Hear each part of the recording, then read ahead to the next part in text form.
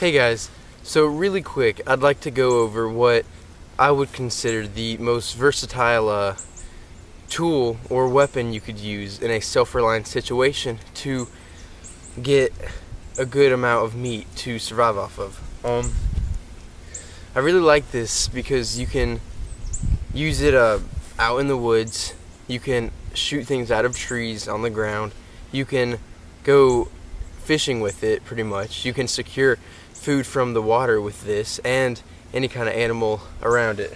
So if you can't tell already, a longbow or a recurve bow is my weapon of choice out in the woods for a self-reliant situation. If I had to pick anything, something like a shotgun, like 20 gauge or 12 gauge, that would be really close on my list just because it shoots slugs and shot and all that.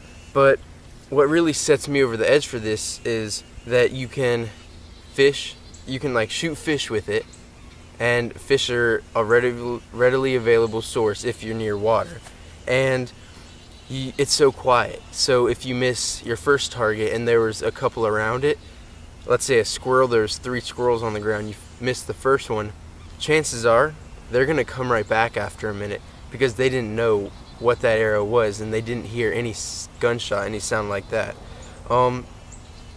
When it comes to fishing, there's all sorts of animals around water. There's frogs, big old bullfrogs that you could shoot with a bow and arrow. There's fish that you could go out with a torch at night, and big fish always come up to the shallows at night. I guess it's just to feed, but they come up to the shallows and you could easily get a 3-pound catfish easily just with a little bow. Or if you're near a river with trout, you could get those because that's clear water.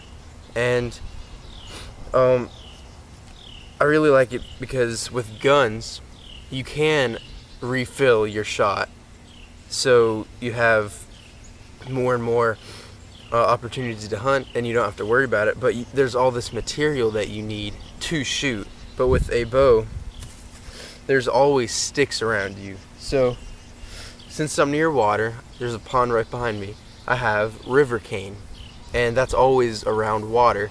So if you need to fish, you can just find river cane, and that's the best thing to make arrows with. That's what the Native Americans used to make arrows with.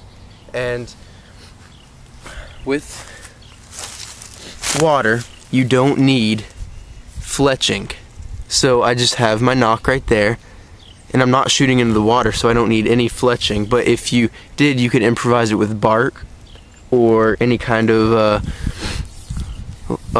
thick leaves. We don't have any birch bark around where I live in North Carolina, but there's other places in the world where birch bark would be perfect for it. Or if you found duct tape, or if you had duct tape on you, you could improvise fletching right here really easily. But for the tip I made just a little fishing tip, you know? It's just a point sharp enough to go through the fish, and then there's a little catch on it right here, so it catches on the fish. But with river cane, it's really easily, there's already a hole, so you can just start sharpen up a stick, and see, you can just take the stick right here and just put it right down in there. And you'd want to secure it a little bit stronger so the fish doesn't pull it out. But that's easily what you could do.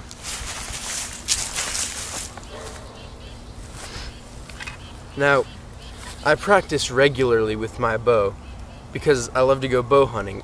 This is my favorite weapon. I have compound bows, I have wooden bows, like old traditional ones. I have shotguns and rifles and old muzzleloader, but by far this is my favorite just because it's older and it gets you closer out in the woods. But at the same time, it's more opportunistic to me, because with a gun you couldn't shoot a fish out of the water, and the range on these bows aren't nearly like guns are. I mean, I wouldn't put it in that same class, but you can get effective ranges out to 40 yards with this. It'd be pushing it, but if you practice, you'd still be able to get it. So, like I was saying, I shoot this regularly, and I am shooting out to 40 yards with this, and I'm still working on it, but I can get a kill shot in a big 3D foam deer 90% of the time. So I think it's awesome. I'm not saying that a gun, all that stuff, they don't have their pros, because they do. Some outweigh a bow, but in my mind, a longbow is the best to use. So thanks for watching, and subscribe if you haven't, and stay tuned. Thank you.